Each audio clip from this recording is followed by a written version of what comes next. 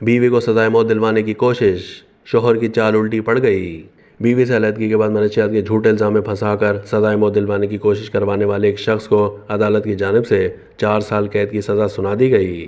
Singapore में ten Jiang लोंग नामी शख्स ने अपनी बीवी की गाड़ी में सीट के नीचे आधा किलो से ज्यादा मिकदार में भंग छुपाकर उसे पकड़वाना चाहा था। ख्याल रहे कि सिंगापुर में मनशियात के हवाले से इंतहाई सख्त कवानीन नाफिज हैं, जिनके तहत सजाए मौत भी सुनाई जा सकती है। टेन और उनकी बीवी की 2021 में शादी हुई और 1 साल के बाद ही दोनों में अलहदगी हो गई थी।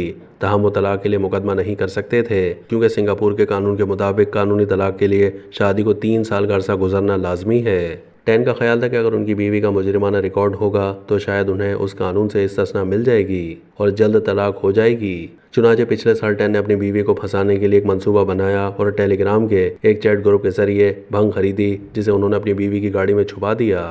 ताहम टेन की बदकिस्मती ये थी कि उन्हें इल्म नहीं था कि इस गाड़ी में कैमरा लगा हुआ है। गाड़ी के कैमरे से जब उनकी अहलिया को मोबाइल फ़ोन पर नोटिफिकेशन मौसूल हुआ तो उन्होंने उसकी लाइव फुटेज देखी, जिसमें उनके शौहर गाड़ी के करीब पाए गए, जिस पर उन्होंने पुलिस में हिरासानी की शिकायत कर दी। ताहम जब पुलिस ने गाड़ी की तलाशी ली तो उसमें मनशियात बरामद होने पर टेन की अहलिया को गिरफ्तार कर लिया।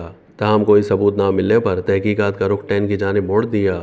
अदालती दस्तावेजात के मुताबिक टेन का मकसद अपनी बीवी को डराना और उन्हें कानूनी मुश्किलात में मुब्तला करना था। चुनाचे अदालत ने उनकी बीवी के बजाय उन्हें भंग रखने के जुर्म में 3 साल और 10 महीने कैद की सज़ा सुना दी।